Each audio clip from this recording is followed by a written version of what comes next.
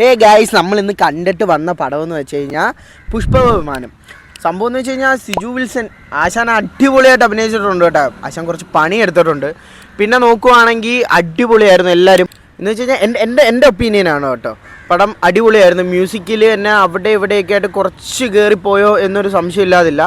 പിന്നെ editing vice okay ആണ്, വർക്കായിട്ടോ കൊള്ളാം, അടിപൊളി പടം. വിഘ്നേഷ് വാടാ, എഡിറ്റിംഗ് വൈസ് കിങ് അവനല്ലേ നമ്മളെ കൂട്ടത്തില്ല. പറ എങ്ങനെയുണ്ട് വീഡിയോ, എങ്ങനെയുണ്ട് പടം, എങ്ങനെയുണ്ട്?